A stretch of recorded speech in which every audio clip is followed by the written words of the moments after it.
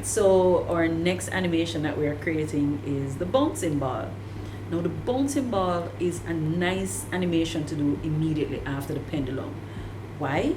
Because the pendulum swing is this, yeah, and the bouncing ball swing is this, and then that, and then this. So it's the same action as the pendulum swing, just it starts out in reverse and then it uses it's using a reverse pendulum kind of thing. So it's the same theory, just in a different way, right? So we're doing the same thing again. We're gonna create that reference video. We're gonna do the pencil test. We're gonna create a sketch version of the animation, and then we're gonna create the actual animation.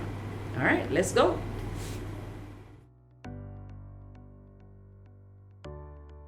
All right, so welcome to the breakdown for the bouncing ball exercise. You're gonna need maybe about 35 sheets of paper for this one. I won't be doing that because, one more time, I'm the instructor, so I'm just doing a demonstration. I'm getting you started off, right? All right, so I'm just gonna grab just a few sheets.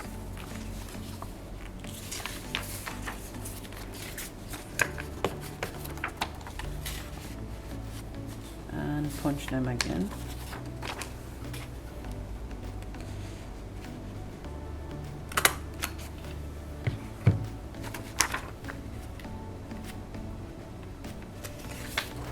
Alright, so the first thing I'm going to do is to draw a straight line.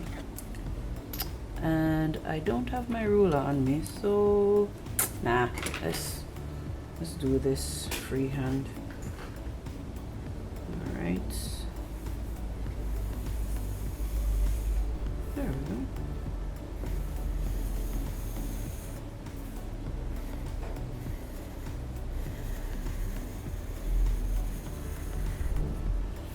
Alright, the next thing we want to do is to create the arc or the timing chart for the bouncing ball. Now, the animation that we're going to be simulating is where it starts, the bounce starts off screen, bounces on the ground or on the line, bounces up, bounces back down. And what I want you to notice is the spacing. So in theory, this first arc, sorry, I just realized I did it light.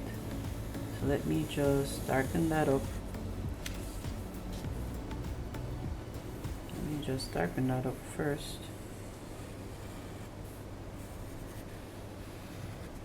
One more time. Yeah, I do that a lot. I'm not a singer.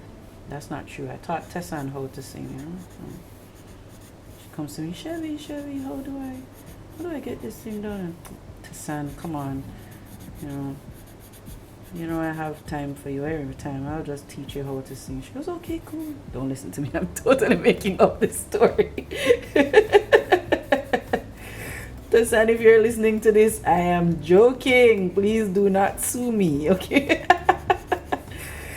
All right, so we create our arcs, and what I want you to notice is the height of the arcs and the width of them. Okay, that's the important thing. So let me just push this over so you can see my hand. All right, now if we had the full arc, if you can imagine it to the side, right, the width of this first arc is quite wide, right? Then the next arc, it's definitely not as wide as the first one. And then of course, same thing is happening with the third arc, right? The next thing is the height of the arcs are not as high as before. So that's something you should consider when drawing your own arcs, okay? Doesn't have to look exactly like mine, but what I want is it's coming off screen, going to the bones, so we're gonna have three bones, and then it's gonna roll to a stop about there. All right, It's the same theory again. We have our beginning point and we have our end point. And we find the midpoint. We find the midpoint between the two. Alright? And then now again, we want to depict acceleration. There's a reason why I chose bouncing ball after the pendulum, because if you notice, it's the same concept, it's the same theory, it's just the arc is going in an opposite direction. It's now bellying up instead of bellying down, right? So we want to show acceleration as it goes down. We already know this. We can show acceleration by increasing the spacing between the strokes. So we find the midpoint, midpoint, midpoint. Alright, same thing again. We have our beginning point and our end point. Midpoint, midpoint, midpoint, midpoint. And again, just like with the pendulum, you notice I am staying consistent with the number of strokes between the key poses, right? 1, 2, 3, 4. 1, 2, 3, 4. Now it's gonna get tricky with that 4 in here. So if you want to use 3, that's fine, okay? It's not a big deal. Again, beginning point, end point, and mid-range, midway, midway, midway. Same thing again for this last arc. Beginning point, end point, midway, midway, midway, midway, and beginning and end, midway, midway, midway, and midway. Now again, we want it to slow to a stop. So we have our beginning point and our end point, midway, midway, midway, midway. And along here you can have any amount of strokes. Now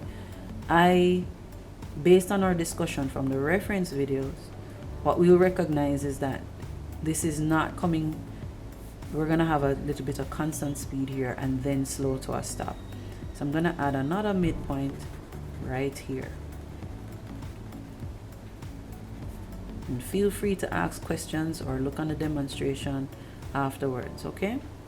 All right, so let's number them off. So we have 1, 2, 3, 4, 5.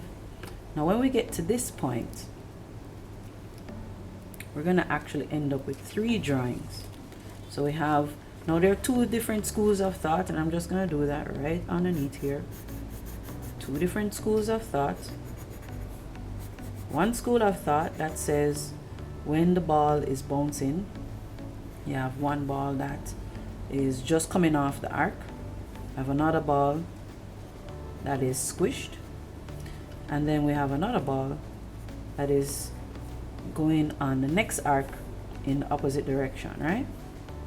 There's another school of thought that says the ball hits coming off the arc, the first arc, it squishes,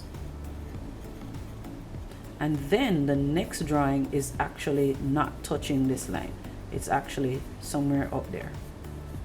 All right? Now, I think it's based on preference, but honestly, what I'll suggest to you is try both of them and see what looks best, right? My preference is to have it in this one is my preference, right?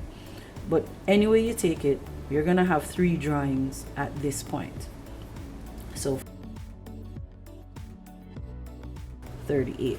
So for my simulation of the bouncing ball, I'll be using 38 drawings or 38 frames. So this is one of the cool things with breaking down your animation. You actually get an idea as to what is going to be involved even before you start animating. All right, so we do the same thing again. You would have punched if you followed the same recipe as me, you would have punched 38 pages, line it up just like in the pendulum. I don't have my fastener on me right now, so bear with me. And then draw the circle, And of course this ball is coming off, so that's why the reason why I don't have a full circle. And again, I would label it drawing 1, and then you do another one just like before. You do another one,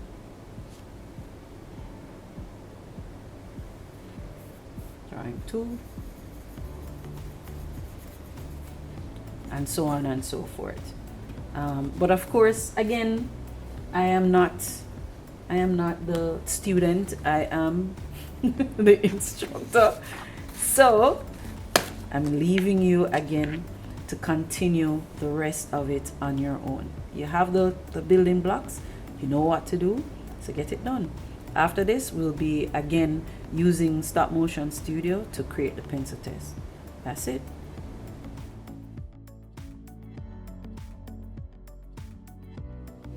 Alright, so welcome to the pencil test, creating the pencil test for the bouncing ball. This is going to be very short, because if you remember, I only created 2 drawings, right?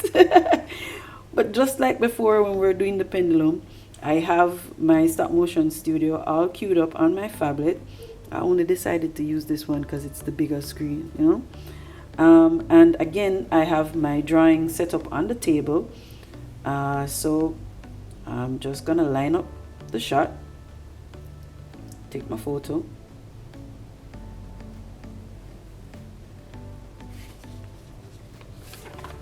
and then go to the so many drawings that I have. Remember, ensure to include the drawing number in the photo that you've taken, right?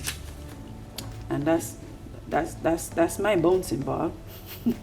it's so beautiful. Right, so when you press play, you're gonna see 2 drawings. yeah, I'm doing a whole lot. This pencil test is really working for me. But just as before, you're gonna press on the little gear, adjust the frames per second, review the pencil test, ensure that the drawings are where you want it to be. Because maybe what's happening, if it doesn't look right, you might want to go back to the timing chart and see if there are any errors, or you might want to go back through your drawings and see if there are any errors, okay? Then play it again, and once the bouncing ball is looking like how you want it to look, then you are allowed to go to the computer and create the animation. All right, so next up, creating the sketch bouncing ball and the actual bouncing ball, the animated bouncing ball. All right, good luck.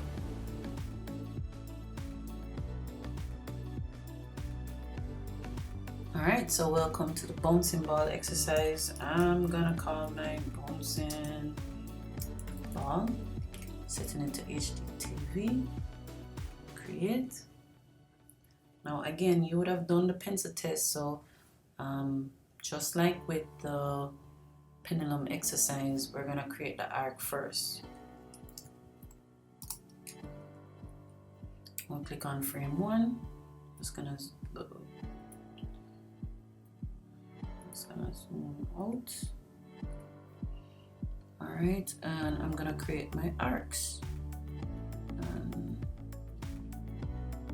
Boom.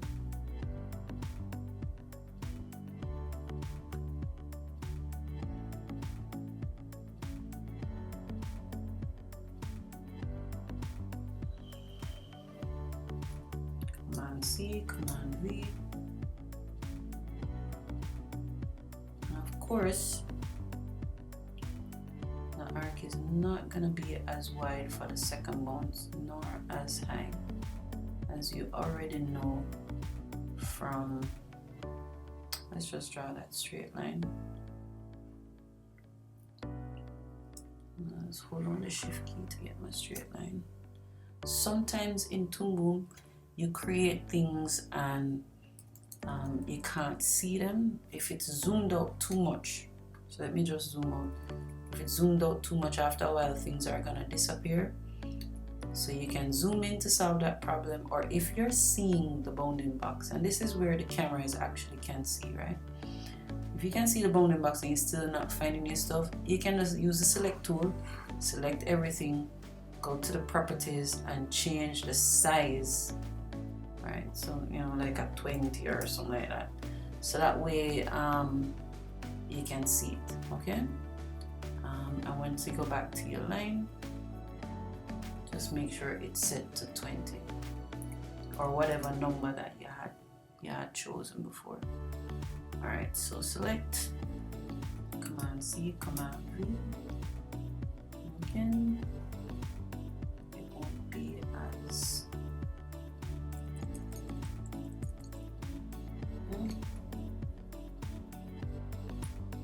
and then again, just like before, we use our brush tool and we just simply mark them off.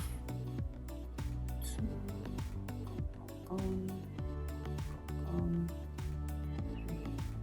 4.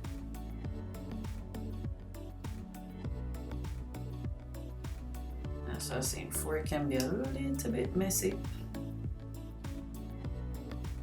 If you want to do it with 3, that's or whatever your reference had told you when you were analyzing a reference, you can use that information. 3, 4, oh my goodness.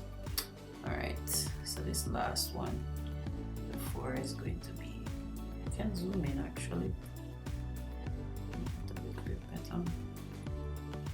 And we number it off just like before. 1, 2. Alright, let's not make this so broad. 10 can work. Oh, you're not locked. 1, 2, 3. And we know down here, well, let's just cut off this extra stuff. Wait a sec.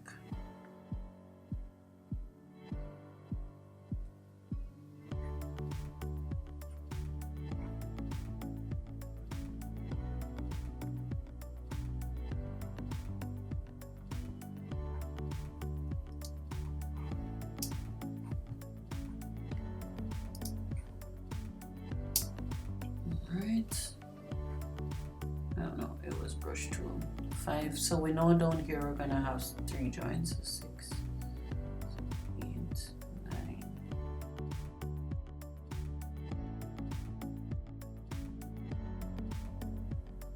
31, 32, and of course where we stop, inside the ball to stop.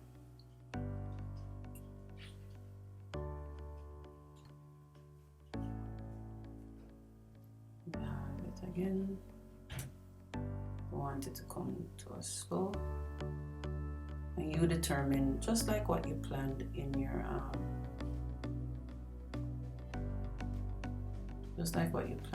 animation before. That's 32. Right? Same thing again. So now we know it's gonna take 39 frames, so we simply extend exposure. Create a new drawing, we do the sketch, and we test it. Same thing, we'll click on frame 1, draw a circle, frame 2, extend exposure, duplicate drawing, sorry, let's just block that one. To the next point. It's the same thing like the pendulum, just in the opposite direction. Let's just zoom in here.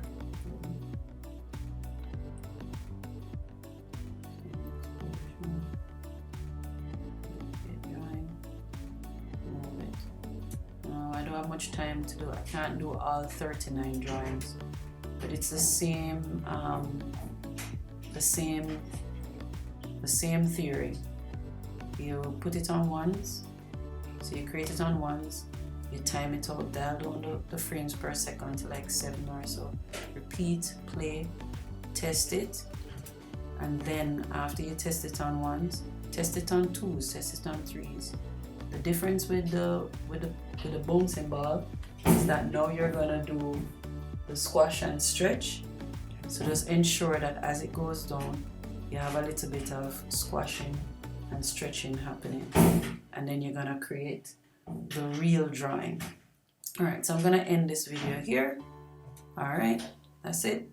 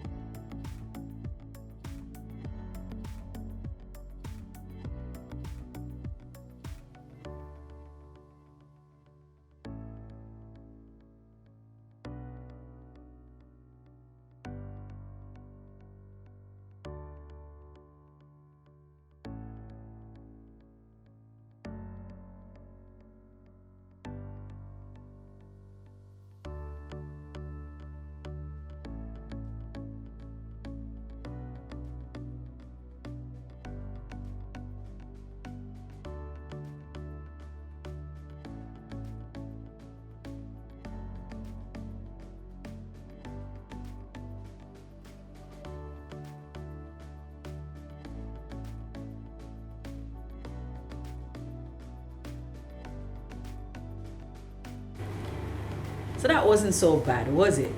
Right? I told you it was sort of similar-ish to the pendulum. Yeah?